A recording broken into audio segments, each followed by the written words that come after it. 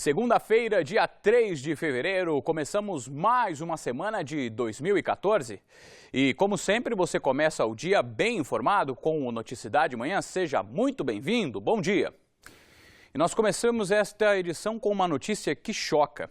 Um homem com transtornos mentais foi baleado no bairro Rechã com 6 tiros pela polícia em Itapetininga durante o fim de semana. Os detalhes desta história trágica a gente acompanha agora.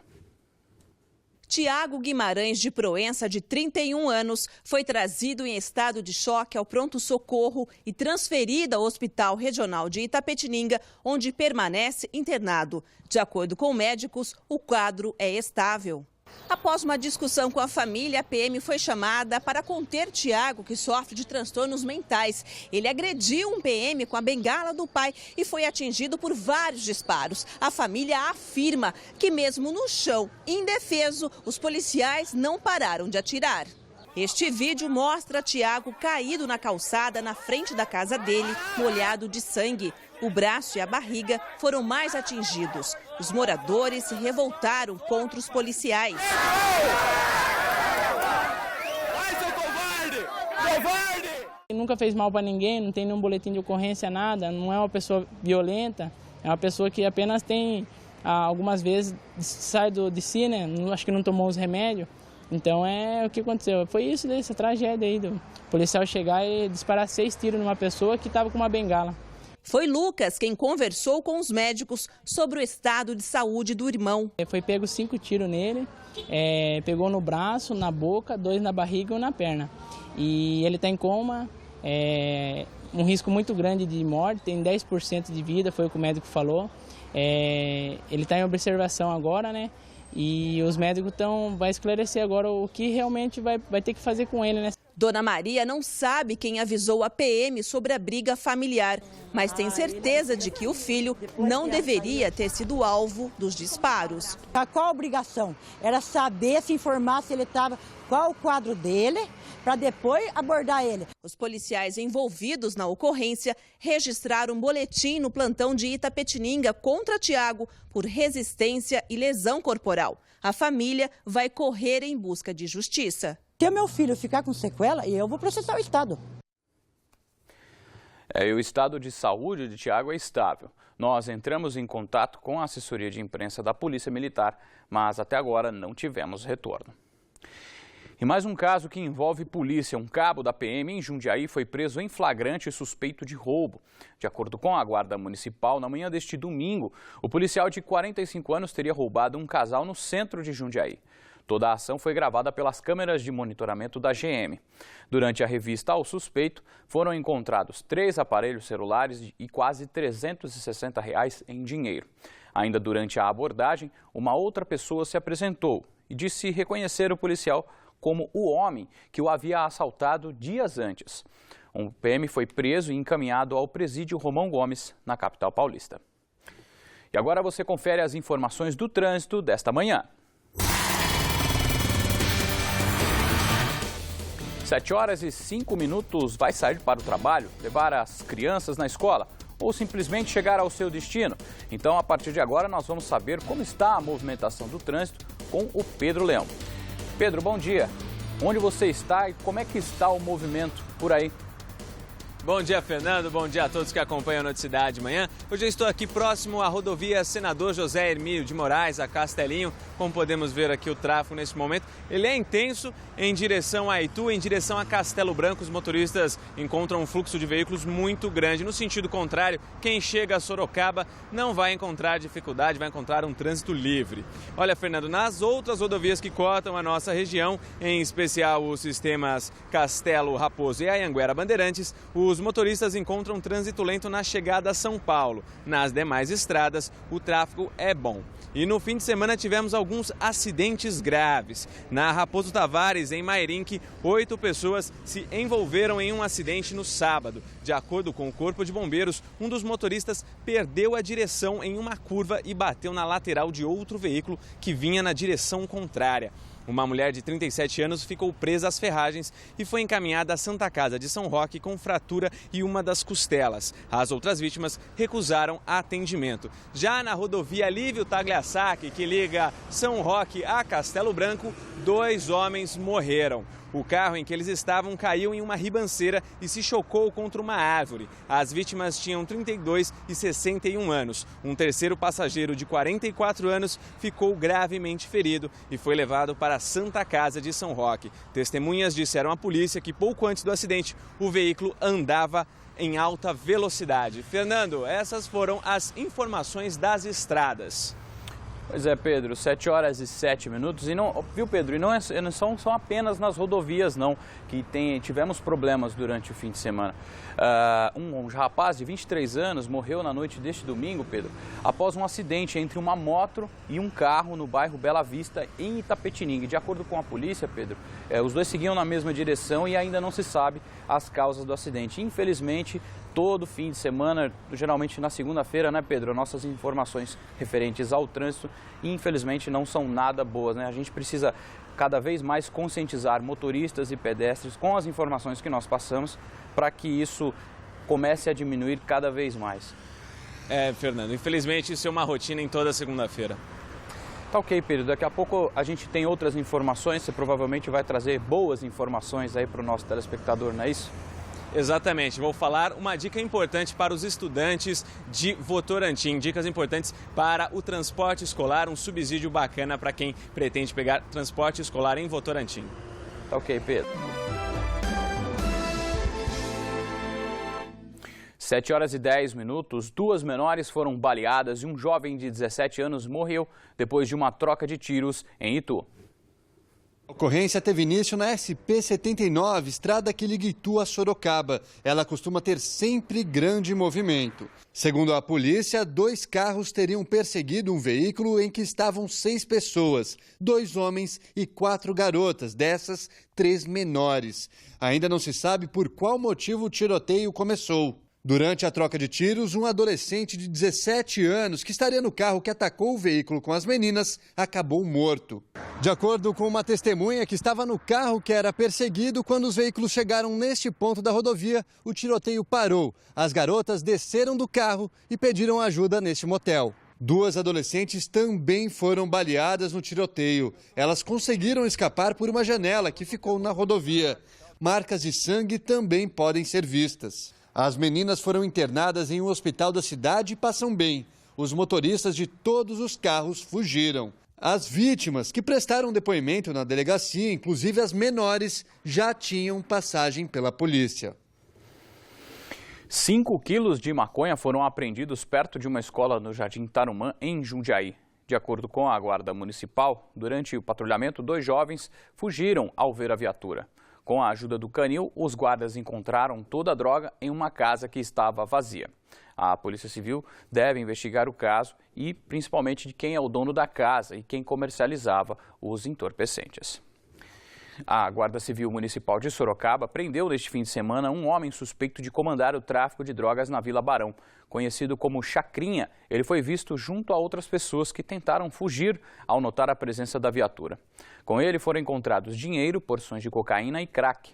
O suspeito já havia sido preso também por tráfico de drogas em 2010, mas na última saída de final de ano não retornou à prisão. Ele foi encaminhado ao CDP de Sorocaba. 4 pessoas foram detidas também neste fim de semana quando tentavam soltar um balão próximo à Serra do Japi, em Jundiaí. Segundo a Guarda Municipal, eles tentaram fugir de carro, mas foram capturados no bairro Ponte São João. Todos foram encaminhados à delegacia e permanecem à disposição da Justiça. E outro balão foi apreendido no Jardim Novo Horizonte. Só lembrando que soltar balões é crime ambiental, punido com a pena de 1 a 3 anos de detenção, além de multa. Um armazém foi destruído por um incêndio durante o fim de semana em Salto. O prédio histórico de mais de 100 anos abrigava um comércio da cidade. Agora, segundo o Corpo de Bombeiros, será preciso demolir a construção por conta do risco de desabamento. O incêndio só foi controlado quase 10 horas depois do início. O local, que era um tradicional armazém da cidade, ficou completamente destruído. Essas imagens mostram o fogo consumindo todo o local, até o teto do prédio. A casa que fica ao lado também foi tomada pelas chamas. A moradora, uma idosa, teve que ser socorrida pelo serviço de emergência e passa bem. Só depois do laudo da perícia que as causas do fogo vão ser reveladas. Para a Defesa Civil, não há chances de recuperação da estrutura do local. O engenheiro da Defesa Civil, ele já deu como laudo que o prédio está comprometido, a gente vai ter que demolir. Os donos do armazém ainda não contabilizaram prejuízo. E esse prejuízo não foi só financeiro, não, foi também histórico. Os 2 prédios foram construídos no século passado, em 1908, e já faziam parte da história do município. A cidade perde muito porque um comércio tradicional com mais de 100 anos de existência, uma família muito tradicional, uma família inclusive de políticos que já administraram essa cidade, faz uma diferença muito grande. É uma parte da história de Salto, o fogo levou embora. Por conta do incêndio, as ruas ao redor ficaram interditadas e só foram liberadas depois da chegada da perícia. Agora nós vamos a São Paulo, na redação do SBT Manhã, para saber os destaques deste começo de semana com Patrícia Rocha. Uma policial militar foi morta numa troca de tiros na Vila Cruzeiro, na periferia do Rio de Janeiro. Os detalhes com Rafael Paiva. O ataque criminoso contra os policiais da UPP do Parque Proletário, no Complexo da Penha, zona norte do Rio, aconteceu por volta das 3 horas da tarde deste domingo. De acordo com testemunhas, um carro branco passou atirando no container da unidade de polícia pacificadora. Policial, identificada como Alda Rafael Castilho, de 22 anos, levou um tiro de fuzil no abdômen e morreu no Hospital Getúlio Vargas. Um outro PM atingido na perna foi encaminhado para o Hospital Central da Polícia Militar. O estado de saúde dele ainda é grave. Um casal também foi baleado. O homem foi atingido com um tiro no ombro, foi medicado e já recebeu alta. Mas a esposa dele, com um tiro na cabeça, passou por cirurgia e continua internada no CTI. 7h17, atenção estudantes de Votorantim. A Prefeitura inicia hoje as inscrições para o subsídio total ao transporte escolar na cidade. Com este benefício, o aluno ganha uma ajuda de custo para chegar até o local onde estuda. E quem tem os detalhes é novamente o Pedro Leão. Pedro, quem pode se beneficiar desta iniciativa? Fernando, tem direito os estudantes dos ensinos médio e técnico. Os do superior ganham subsídio de 50%. Como você mencionou, as inscrições começam hoje e vão até o dia 22 de fevereiro. E os detalhes eu converso agora com Isabel Cardoso de Moraes, secretária de Educação de Votorantim. Isabel, quais os critérios para escolher o beneficiado? Bom dia. Bom dia. Como um dos critérios é relacionado ao rendimento do aluno e da sua família, então é feita uma análise de todos os pedidos e normalmente é analisado qual a per capita da família para que a gente possa dar o subsídio. Se o aluno tem condições de pagar, nem sempre ele consegue, se bem que no ano passado nós beneficiamos e atendemos todos os pedidos. Ou então aqueles que têm menores condições. Os alunos, por exemplo, que não estão estudando, os estagiários, esses com certeza conseguem. Os alunos que trabalham, salvo se ele tiver um bom salário, mas no ano passado nós atendemos a todos os pedidos, dando 50% de bolsa para os alunos do ensino superior e o atendimento integral dos alunos de nível técnico. Quais os documentos necessários para se inscrever? Os documentos são os documentos pessoais, os principais, RG e CPF, comprovante de endereço, atestado de matrícula e aí para comprovar a renda é o olerite da família e ainda o olerite do estudante, se caso ele estude, ou comprovante de estágio e, em alguns casos, o imposto de renda, a declaração de imposto de renda, quando não há como comprovar por meio de recibo de salário ou olerite. E ainda declaração, muitas vezes, alguns casos, de alunos que prestam serviços por conta, os autônomos, que nós já temos estes casos de estudantes que hoje fazem pequenos serviços. Então, também um comprovante de renda. A lista dos beneficiados será divulgada quando? As inscrições terminam no dia 22, a comissão se reúne por uma semana e na semana seguinte, na próxima sexta, que acabei de confirmar, acho que é 1º de março, porque todo o processo vai até final de fevereiro e é publicado então dia 1º de março a lista dos beneficiados.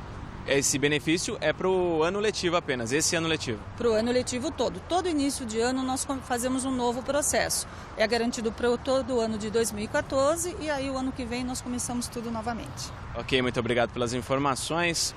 As inscrições devem ser feitas na Secretaria de Educação de Votorantim, que fica na Avenida Santo Antônio, número 562, no bairro Barra Funda. Mais informações pelo site www.votorantim.sp.gov.br. Ok, Pedro.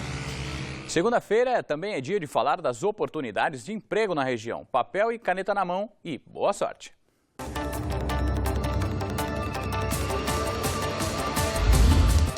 O Pátio de São Roque está com vagas para assistente de vendas, empacotador, operador de caixa e pintor de automóveis. O posto fica na rua Marechal Deodoro, número 193. O atendimento é das 8h30 da manhã até as 4 horas da tarde. Em Tietê, as oportunidades são para farmacêutico, ajudante de cozinha, oficial de manutenção e também para vendedor. Os interessados devem procurar o Departamento de Assistência Social na Rua dos Expedicionários, número 241, no centro. Em Tatuí, o pátio está com vagas para caseiro, empregada doméstica, auxiliar de produção e para operador de máquinas. O posto de atendimento ao trabalhador fica na Rua Coronel Aureliano de Camargo, 943, no centro. Em Salto, as oportunidades são para ajudante de pedreiro, ajudante de carga e descarga, costureira e para estoquista. Os interessados devem comparecer ao pátio localizado na Rua José Revel, número 270.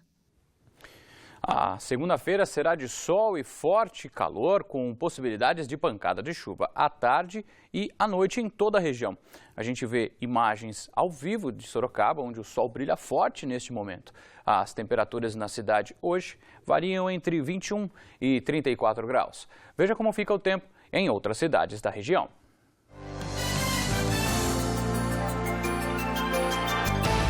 Em São Roque, as temperaturas variam entre 19 e 32 graus. Campo Limpo Paulista registra a mínima de 21 e máxima de 34.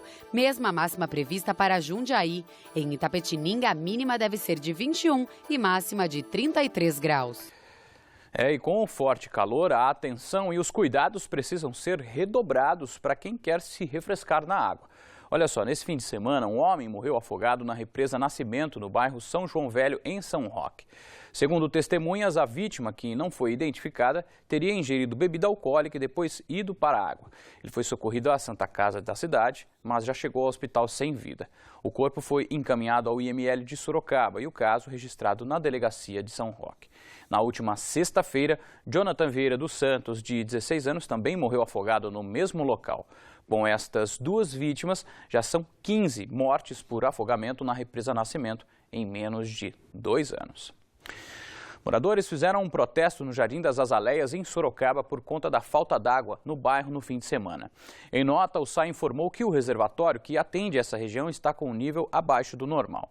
Para tentar resolver o problema, a autarquia informa que já providenciou uma licitação de um novo anel adutor de água e de outro reservatório com capacidade para 2 milhões de litros. 7h25, a gente fala agora de esporte com boa notícia. Fora de casa, a Liga Sorocabana de Basquete conseguiu se reabilitar no Novo Basquete Brasil e venceu o time do Limeira por 71-69, bem apertado. Agora, o próximo desafio da Liga será na próxima quinta-feira, às 8 da noite, aqui mesmo, em Sorocaba, contra o Flamengo. Boa sorte à equipe. Futebol, pela Série A2 em casa, o São Bento venceu no sábado a União Barbarense por 1-0 e agora ocupa a 4ª colocação. Pela divisão de elite, os times da região não se deram bem nesta quinta rodada. Em Bragança Paulista, o Atlético Sorocaba perdeu por 2-0 para o Bragantino. Em casa, o Ituano ficou no 0-0 com o São Bernardo. E o Paulista de Jundiaí, também em casa, empatou sem gols com o 15 de Piracicaba. Entre os grandes, o destaque fica por conta do Corinthians, que perdeu mais uma. Veja os gols. Em Campinas, com 3 minutos de jogo, Alemão abriu o placar para Ponte Preta. O lateral Wendel marcou contra o ex-time e deixou tudo igual. No começo do segundo tempo, Ferrugem driblou Gil e definiu. Ponte 2-1. O placar agrava ainda mais a crise que o Timão atravessa. No sábado, revoltados com o desempenho do time, cerca de 100 corintianos invadiram o CT do clube na zona leste de São Paulo. Funcionários foram agredidos e celulares roubados. Em entrevista à Rádio Bandeirantes, o médico do Corinthians, Joaquim Grava, contou os momentos de tensão. Indivíduos com pau, pedra, e eles entraram quebrando tudo. Tentando agredir todo mundo. A polícia militar foi acionada, mas ninguém foi preso. O presidente do clube, Mário Gobi, disse que o atacante peruano, Guerreiro, quase foi enforcado pelos vândalos. Os outros jogadores se refugiaram numa parte interna do complexo. A direção do clube vai entregar as imagens do circuito interno para que a polícia identifique e puna os responsáveis. O elenco chegou a cogitar não entrar em campo ontem, mas voltou atrás diante da possibilidade do clube ser punido. Os dois times vinham embalados. O Palmeiras com 100% de aproveitamento. O São Paulo com 3 vitórias consecutivas. A vantagem do Verdão era atuar em casa, ao lado da torcida que apareceu em peso. As 2 primeiras chances do clássico foram são paulinas com Luiz Fabiano. Leandro respondeu. E o primeiro gol saiu do time que mandava na partida. Falta na entrada da área. Mazinho cobrou e o chileno Valdívia desviou para o fundo do gol. Palmeiras 1-0. Repare que na hora em que Valdívia sai para comemorar, Rogério Ceni tenta acertar o palmeirense com um chute. No segundo tempo, só deu Palmeiras. Rodrigo Caio cometeu pênalti em Allan Kardec. O próprio Kardec fechou a conta, 2-0. Antes do apito final, uma cena pouco usual. O árbitro Luiz Flávio de Oliveira sentiu a coxa e foi substituído. E deu tempo até para os palmeirenses gritarem olé. Um domingo bastante amargo para o técnico do São Paulo. A gente deu 2, 3 chutes no gol. Não pode, um time desse tamanho. Esta foi a 5ª vitória em 5 jogos do Palmeiras. A melhor campanha até agora no Paulistão. A última vítima foi o Botafogo de Ribeirão Preto. Geovânio driblou o goleiro e abriu o placar. Cícero ampliou. Hudson descontou. Gabigol fez o 3º e o 4º do Peixe. Emerson definiu a goleada, 5-1. E este domingo foi de comemoração em Itu. O dia foi de muita festa e atrações à população da cidade, que comemora 404 anos.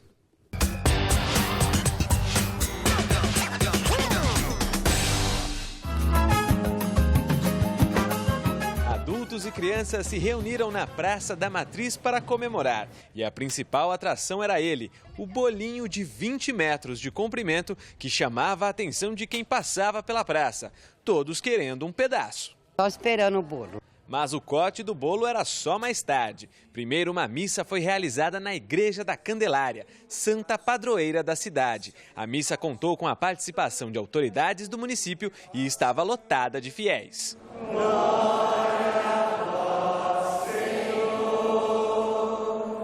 Data de fundação da cidade de Itu e dia também da padroeira, que é a Nossa Senhora Candelária. Agora sim, depois da missa, chegou a hora de assoprar as velinhas e provar um pouco desses 404 quilos de bolo, doce de leite e chantilly. Pontualmente ao meio-dia, o prefeito da cidade cantou parabéns e cortou o primeiro pedaço. A fila formada pela população se estendia pela praça, mas a espera valeu a pena. Uma delícia! Muito bom, aprovado. E muita gente aproveitou para levar uns pedaços para casa. Vou levar para meu filho e para meu marido que não veio. Uma banda ainda animou quem estava na praça, por isso a população só tinha a comemorar. E tu tá de parabéns com o bolo e com a festa, olha, maravilhoso.